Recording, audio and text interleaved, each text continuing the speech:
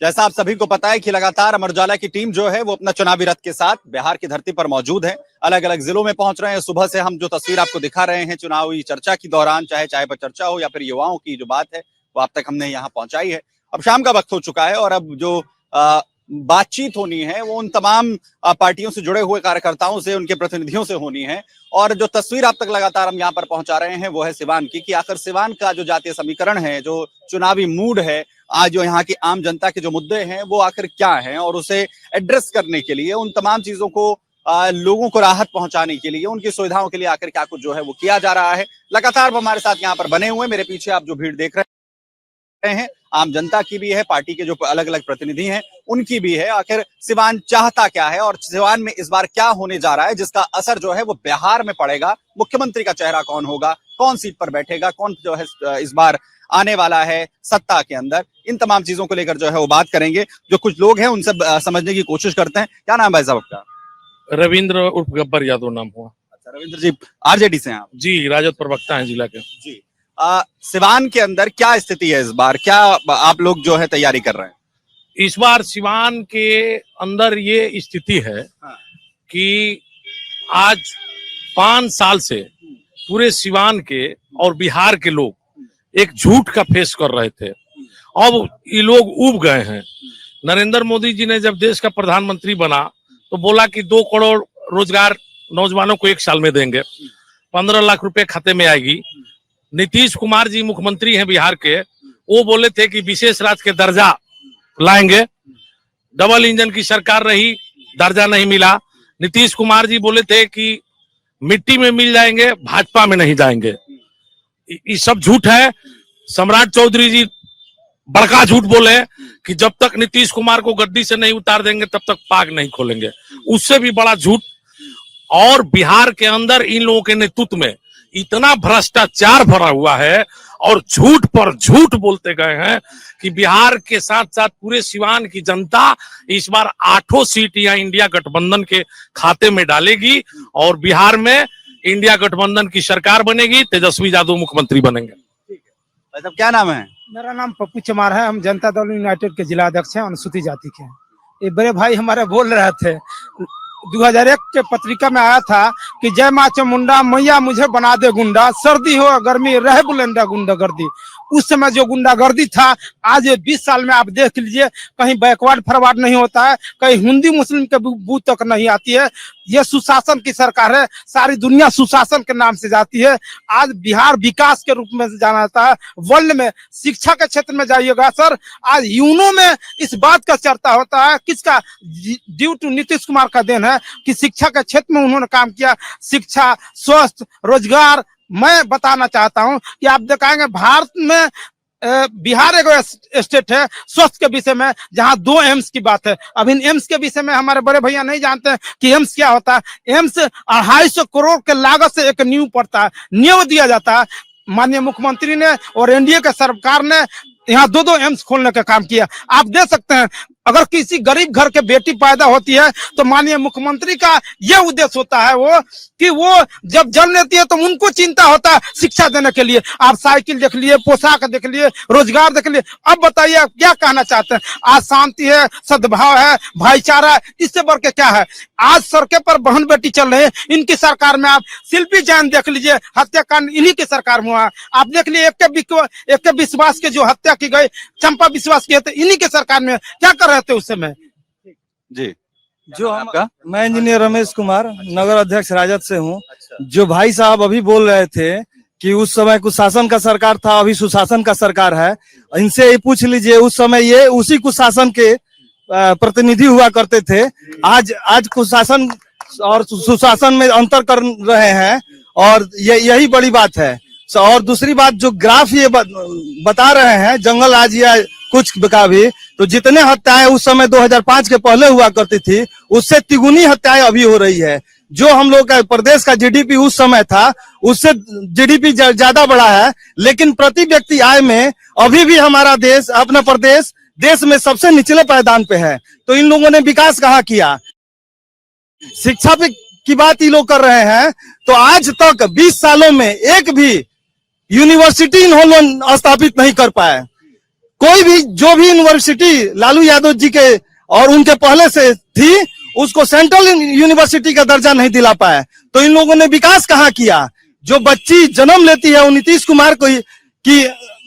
कुमार की जिम्मेवारी बन जाती है। तो जिम्मेवारी बन गई तो फिर कुपोषण की शिकार। आज साक्षरता दर देख लीजिए, महिलाओं में साक्षरता दर अभी भी कितना पीछे है। 20 साल आप शासन किए और अभी भी महिलाओं का साक्षरता दर नहीं बढ़ा पाए। और केंद्र की बात आप करते हैं तो अभी भी केंद्र में 80 करोड़ लोगों को राशन दिया जा रहा है।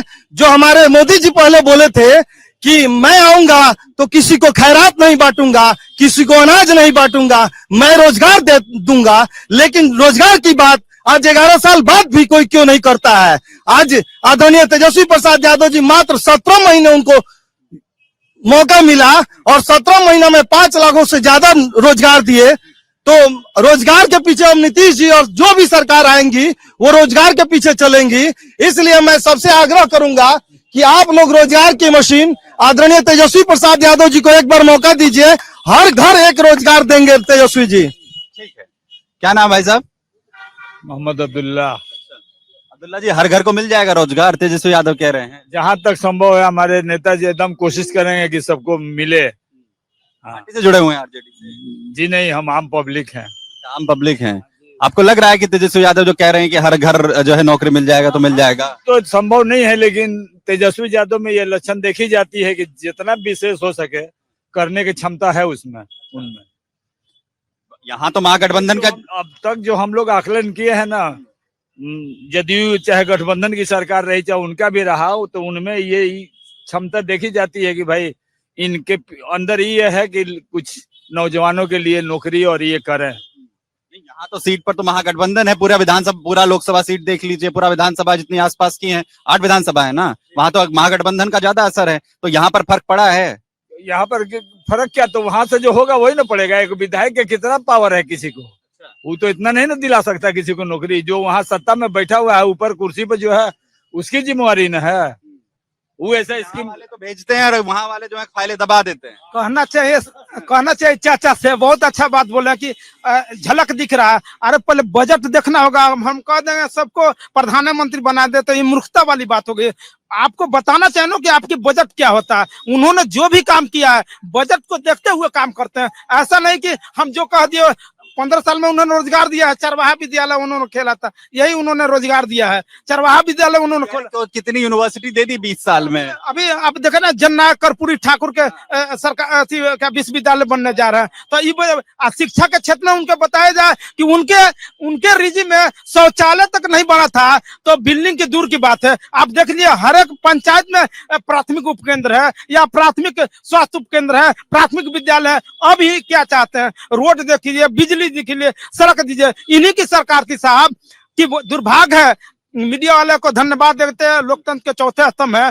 तो ये लालू प्रसाद यादव के मुख्यमंत्री थे, तो उसमें दिखाया गया था कि यहीं से भूटान से माननीय मुख्यमंत्री उसमें बहन थी, तो यहाँ से बिजली गया। लेकिन बिहार का दुर्भाग्य था कि यहाँ बिजली नहीं था। लेकिन माननीय मुख्यमंत्री ने लालटेन के युग खत्म कर दिए, अब बिजली का युग उन्होंने लाने का काम किया। क्या नाम भाई साहब? सरफराज अहमद नाम है मेरा। मैं ये कहना चाहता हूँ अपने भाई से कि सबसे पहले सर आप भी नजर उठा के देख लीजिए कि यहाँ पे महागठबंधन समर्थक कितने हैं और एनडीए के एक ही आए हुए हैं यहाँ पे। इसी से पता चल जाएगा आपको कि बिहार में किसकी सरकार आने वाली है। वो तो कह रहे हैं ना कि मंगल पांडे जी का नाम जो है वो अनाउंस हो गया। वो तो सारे के सारे कार्यकर्ता समर्थक वहां पहुंच गए। कह रहे वो जो महागठबंधन वाले हैं वो तो नाम भी नहीं लेकर आ पा रहे हैं। वो तो जश्न में लग गए, अपनी तैयारी में जुट गए हैं। जी मैं बता रहा हूँ आपको सर कि जब से ये 20 साल की सरकार नीतीश कुमार की है ना, आप थाना में पता कर लीजिए। गरीब आदमी जाता है FIR करने, वहाँ पे भी घूसखोरी है। ब्लॉक में जाइए जाति आय निवास बनाने, वहाँ पे भी घूसखोरी है सर। आप नगर पालिका में चले जाइए, किसी विभाग में चले जाइए, हर जगह घूसखोरी है, शोषण किया जाता है गरीबों को, मजदूरों को। तो मेरा ये कहना है कि 20 साल से नीतीश कुमार है यहाँ पे और इसके बाद भी इतना शोषण हो रहा है हर सरकारी विभाग में। इससे अच्छा है कि अब युवा नेता हमारे तेजस्वी जी जो हैं, अभी जो वादा किए हैं हर घर में रोजगार की, ये मेरे भाई साहब बोल रहे थे कि कहाँ से नौकरी देंगे। यही बात नीतीश जी भी बोल रहे थे कि अपने बाप के घर से लाएगा। 17 महीने में 5 लाख नौकरी देके इन लोग को दिखा दिए कि कैसे नौकरी दिया जाता है। ये युवा जोश है, युवा जोश के साथ बिहार में तेजस्वी जी आएंगे और नीतीश कुमार को इस बार जाना तय है। 20 साल में इन्होंने बस भाषणबाजी किया है, कभी इनके साथ कभी उनके साथ। इस बार कोई कुछ नहीं सोचने वाला है, सिर्फ तेजस्वी यादव की सरकार आने वाली है यहाँ पे। यादव की सरकार है। भाई क्या नाम है भाई साहब? प्रिंस पासवान सीपीआई माले से हैं। क्या लग रहा है सिवान में इस बार किसका माहौल है, महागठबंधन या फिर एनडीए? माहौल क्या, हम इसके नहीं, इसके पहले हम लोग 8 में से 6 जीते थे। बाकी 2 विधानसभा सीटों पे मामूली का अंतर था, वो भी चोरी चुपके से जो काम किए हैं उसका नतीजा है। इस बार सिवान से 8 विधानसभा से खत्म होने जा रहे हैं पूरा तरीके से, पहली बात। दूसरी बात, वो जदयू के नेताजी बोल रहे हैं शिक्षा, रोजगार, क्राइम, पता नहीं क्या क्या कौन कौन विकास बता रहे हैं। मुझे लगता है कि शिक्षा पर जब बात वो कर रहे हैं, बिहार के आप अपने आंकड़े से रिसर्च कर लीजिएगा, कोई भी ऐसी विश्वविद्यालय नहीं है जिसका 5 से 6 साल सेशन लेट ना हो। ये शिक्षा की पहली इनका नाकामयाबी है। दूसरी चीज, स्वास्थ्य विभाग की बात कर रहे हैं। सिवान में हमारे सदर हॉस्पिटल है, हम लोग आए दिन, हमारे जनता वहां से कोई तकलीफ होती है हम लोग जाते हैं, देखते हैं सदर हॉस्पिटल में महिलाओं का केवल एक सिजेरियन का ऑपरेशन के छोड़ के आपको बैंडेज तक के बाहर से लाना पड़ता है। ये स्थिति है सिवान सदर हॉस्पिटल की। बिल्डिंग बना देना, स्वास्थ्य का निर्माण होता है।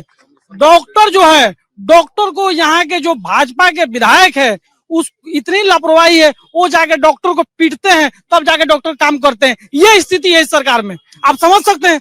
दूसरी बात, ये बोल रहे हैं रोजगार कहाँ से लेके आएंगे। आप बताइए, नीतीश कुमार जी, कोई कहता है कि उनके सरकार में नौकरी दी गई, वो मुख्यमंत्री थे, ये मुख्यमंत्री थे, लेकिन आपको ये भी सोचना होगा कि नीतीश कुमार जब 45 को विधायक लेकर 17 महीने के कार्यकाल में जब थे, तो उसमें उनके सहयोग के रूप में 75 को और 105 को जो हमारे विधायक थे महागठबंधन के, उनके सहयोग से वो मुख्यमंत्री बने थे, तब जाके उन्होंने 4 लाख नौकरी देने का काम किया। इसलिए हम दावा के साथ कहते हैं कि 17 महीना में नीतीश कुमार नौकरी नहीं दिए हैं, ये महागठबंधन की सरकार ने दिया है। और आगे के भी नौकरी का जो सिस्टम है और जो हम घर घर नौकरी की बात कर रहे हैं, इसे भी हम लागू करेंगे। क्या नाम भाई साहब? जी संतोष राम। तो जी कहाँ, यहीं के रहने वाले हैं? जी नहीं, हम दरौंदा क्षेत्र से आए हैं। मड़ासरा गांव है, मड़ासरा पंचायत। क्या सिवान में फिर कैसे घूमने आए? जी आज नॉमिनेशन था हमारे अमर यादव जी का, हमारे दरौंदा से कैंडिडेट है माले का, उनके स्वागत में आए हैं हम लोग। क्या स्थिति है माले की इस बार? इस बार बहुत बढ़िया स्थिति रहेगी। अगली बार भी आप देखे थे महागठबंधन का 8 गो सीट में 6 गो सीट महागठबंधन जीता था, अब की बार 8 के 8 जीतेंगे हम लोग। फाइनल तो हो नहीं रहा सीट का जो फॉर्मूला है? फाइनल हो चुका है सर, फाइनल हो चुका है। हाँ फाइनल हो चुका। अरे एनडीए वाले लोग पैसा देकर वोट खरीद रहे हैं, उनको अस्तित्व नहीं है। वो पैसा छीट रहे हैं, दे रहे हैं, किसी महिलाओं को दे रहे हैं, लेबरों को दे रहे हैं कि किसी तरह से हमारे पाले में आ जाए, पैसा का लालच दे रहे हैं। दारू के जो भी है वो दे रहे हैं, दे करके अपने पाले में करना चाहते हैं। लेकिन इस बार युवा जाग चुका है, महिला जाग चुकी है, उसको पैसा देने के लालच में नहीं आएगी। इस बार तेजस्वी की सरकार बनाएगी और महागठबंधन की सरकार बनेगा। वो जितना पैसा बांटना है बांट ले, और पैसा वो जानते हैं जो अपने घर से दे रहे हैं। ये गरीबों का पैसा लूट करके और गरीबों को दे रहे हैं, कोई अपने घर से अपने तनख्वाह से नहीं दे रहे हैं। ये सब जीएसटी का पैसा है जो गरीबों को बांट रहे हैं नीतीश कुमार और मोदी जी, उनके घर से नहीं है। अब यहाँ तो सारे के सारे जो है वो आरजेडी और जो है सीपीआई माले वाले खड़े हैं, सारे समर्थक जो है उनके साथ समर्थक आए हुए हैं। हाँ हाँ, एक सामाजिक कार्यकर्ता होने के चलते सबसे पहले आपके चैनल को धन्यवाद देंगे। सिवान में आके यहाँ के सच्चाई दिखाने का प्रयास कर रहे हैं। यही तो विडंबना है कि एनडीए वाले आज 20 साल लोगों ने शासन का मौका दिया और ये चोर अपना एक 5 उपलब्धि नहीं गिनाने का 2005 की पहले की बात कर रहे हैं। शर्म आनी चाहिए इन लोगों को। आज क्राइम करप्शन चरम पर है। किसी गरीब का काम एक थाना से लेके प्रखंड जिला तक नहीं हो रहा है। यहाँ का मंगल पांडे जो दलाली का प्रकाष्ठा पार कर गया है, जाति पूछ के अफसर ला रहा है, डीएम एसपी चुनाव जितवाने के लिए। इतना कमनल की सरकार हो गई है। यादव मुसलमान सारे अफसरों का, पूरे बिहार में एक एसपी कोई यादव नहीं है, एक मुस्लिम नहीं है, एक एसडीपीओ नहीं है, एक एसडीओ नहीं है। ये लोग सारे जिताने के लिए आए हैं एनडीए पे। कैसी सरकार है? ठीक है भाजी, क्या नाम है?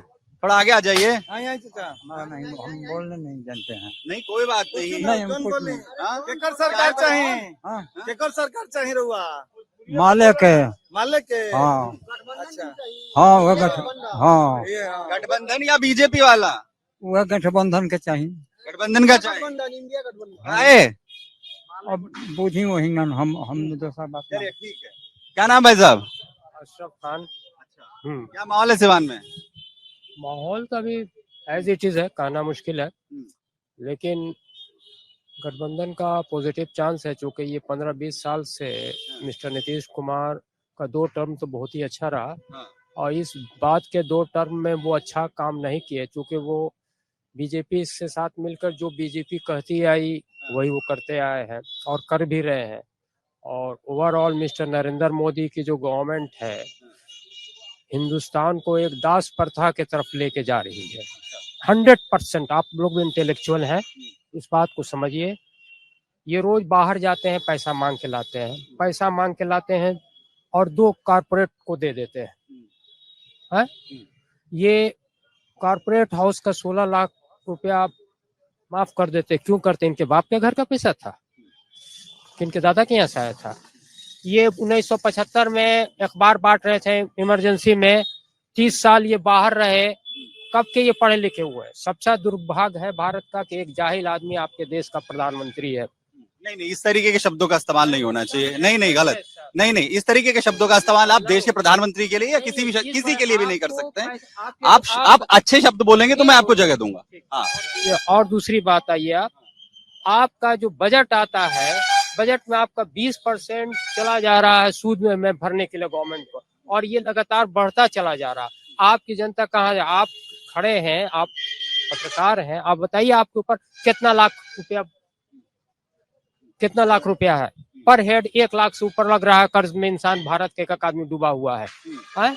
इन सारी चीजों को देखा जाए, आपको एक बहुत ही स्ट्रॉन्ग गवर्नमेंट आपने जो मुद्दे गिनवा दिए भाई साहब, क्या नाम बताया आपने? अशरफ खान। अच्छा, अशरफ खान साहब, आपने जो मुद्दे बताए, आपने कहा कि पर कैपिटा इनकम क्या है, पर कैपिटा जो है कितना डेप्ट है जो है व्यक्ति पर। ये बिहार की जनता जो यहाँ पर जो लोग हैं, क्या उन्हें ये तमाम मुद्दे जो हैं वो समझ में आते हैं? क्या वहां तक ये चीजें पहुंचती हैं?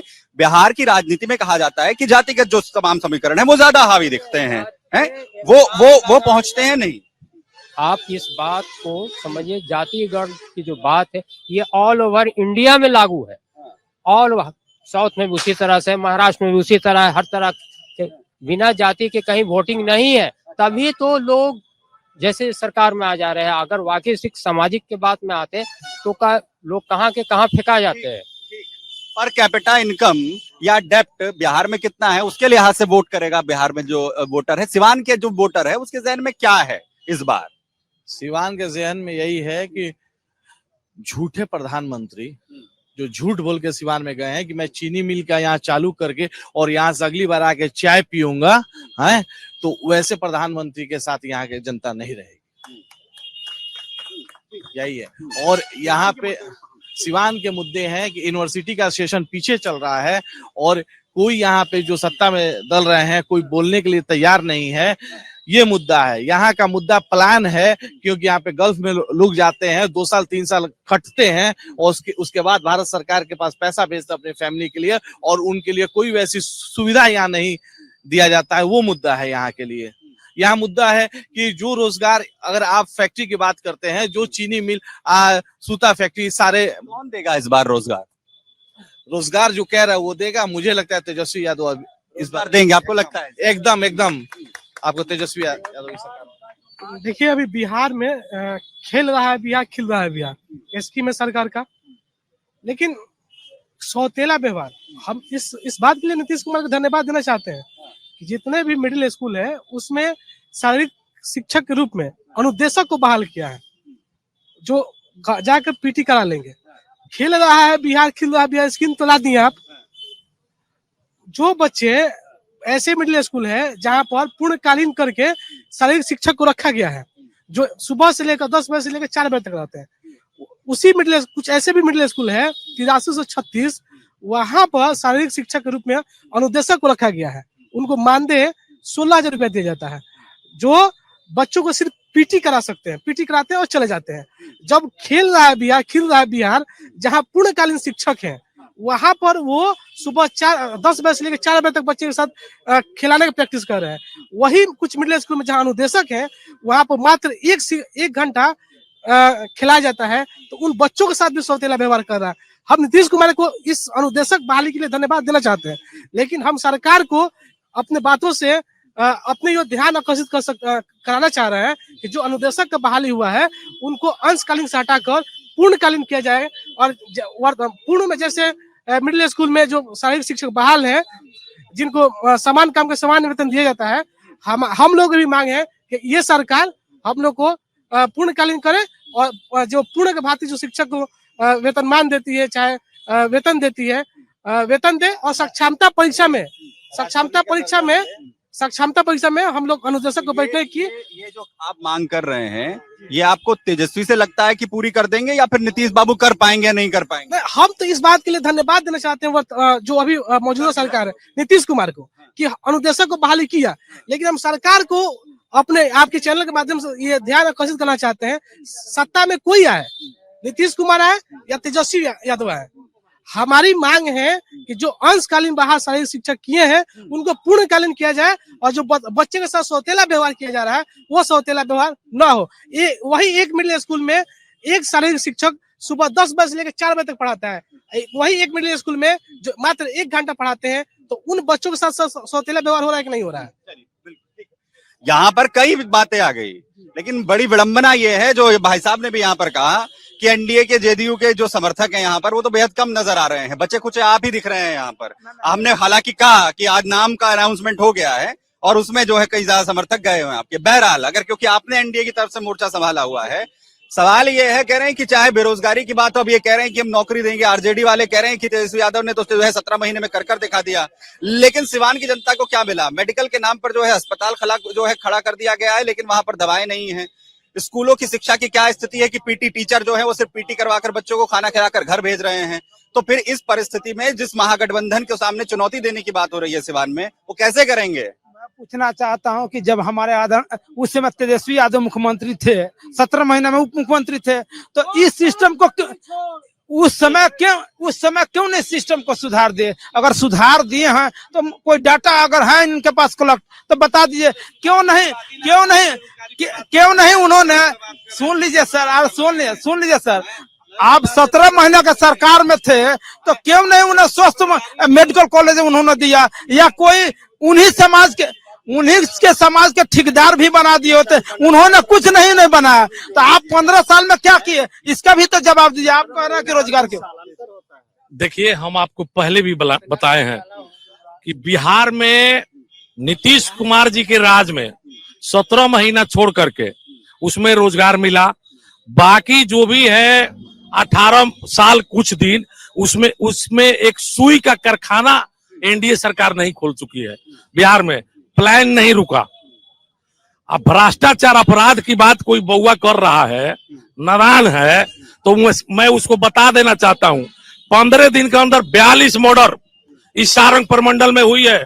अभी आज भी मर्डर हुआ है माझी में, और 42 में 25 मर्डर जादव और मुस्लिम का हुआ है। और जितने बिहार के बाहुबली अपराधी हैं, आज देखिए एनडीए गठबंधन के अंदर है।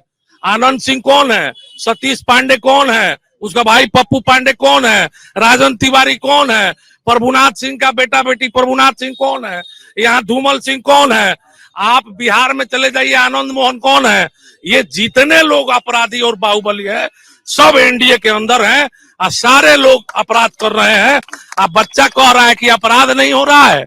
इसी पुलिस, यहाँ डीएसपी का कार्यालय है, सामने में मुफस्सिल थाना है, एसपी साहब का ऑफिस है, यहाँ रेसिडेंशियल है।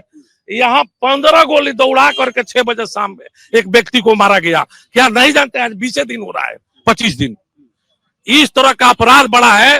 मंगल पांडे जी जो हैं वो सिवान में नहीं रहते हैं, वो तो पटना से आए हैं, फिर पटना चले जाएंगे।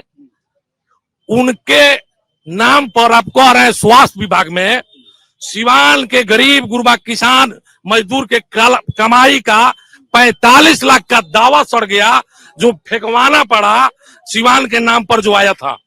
क्या मंगल पांडे उसका जवाब दे पाएंगे? एक मिनट, अब आपसे जवाब ले लूंगा, लेकिन पहले जरा कुछ उन लोगों से भी जरा बात कर ले। युवा हैं आप, बताइए सिवान के बारे में क्या? पहले तो मेरा संज्ञा हुआ अमरनाथ पांडे। मैं अभी फिलहाल बीएड कर रहा हूँ, और मेरा जो भी अध्ययन हुआ है उच्च शिक्षा का वो बनारस से संपूर्णानंद विश्वविद्यालय से हुआ है। सर्वप्रथम यहाँ बहुत सारे लोग उपस्थित है और सब लोग अपना मत और व्यक्तित्व यहाँ पे प्रदर्शित कर रहे हैं। हालांकि सर के द्वारा बहुत सारी बातें की गई और यहाँ भी बहुत सारे हैं जो अभी वर्तमान सरकार को लेकर बहुत सारी चीजें अपने रख रहे हैं। ये समझने वाली बात है कि उन्होंने कहा कि 20 साल में और उसमें अंतर होता है कि उन्होंने कहा कि अभी तो 17 महीने हुए और कहाँ 20 साल कहाँ 17 महीनों का बात हुआ। ये समझने की आवश्यकता है कि जो भी सरकार रही है, ये 20 साल छोड़िए, उसके पहले क्या थे, तो क्या मर्डर नहीं होता था यहाँ पे? तो अभी इनको दिखाई दे दिया कि स्माइक के कारण यहाँ पे गोलियां चली है, जो भी कुछ हुआ। उसके पहले चलते दिन दहाड़े लड़कों को मारा जाता था, लोगों की साइकिलें छीनी जाती थी, उस समय लोगों के साथ छेड़खानी होती थी, उस समय ये लोग कहाँ थे? तो कहने का मतलब है कोई भी परिवर्तन तुरंत नहीं आता है, चीजों को लेकर थोड़ा समय देना चाहिए और देखना चाहिए। क्या 20 साल तो अभी गठबंधन तो अभी हुआ है ना, अभी रुक जाइए।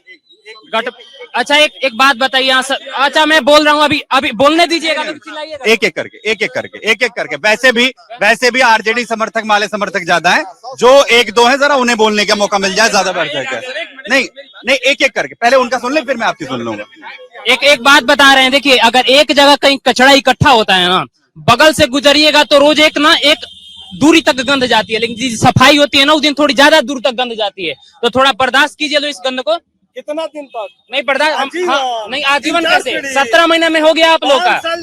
क्यों अमीर चल एक मिनट मैंने फिर वही कहा कि आरजेडी के समर्थक और माले समर्थक जो है यहाँ पर ज्यादा संख्या में है, और सबसे बड़ी बात यह है कि एक एक कर अपनी बात यहाँ पर रखें सारे।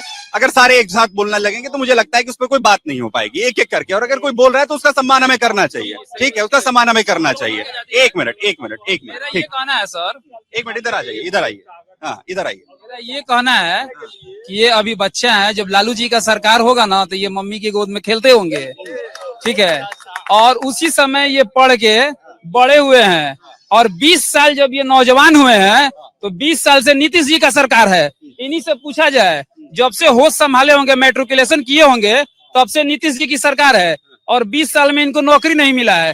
इनको तो सीधा सीधी युवा को सपोर्ट करना चाहिए, तेजस्वी जी को सपोर्ट करना चाहिए, जिन्होंने, ये पांडे जी हैं, हम मुस्लिम हैं, ये यादव जी हैं, ये दलित से आते हैं, लेकिन तेजस्वी जी ने किसी जाति और धर्म का बिना नाम लेते हुए ये बात बोला है कि हर घर को नौकरी देंगे। इनको ये चीज सोचना चाहिए कि वो आदमी कितना सेकुलर है कि ना जात देखा है, ना धर्म देखा है, ना जो वोट दे रहा है उसको, जो नहीं दे रहा है उसको, सबके लिए बोला है कि जो बिहार का है।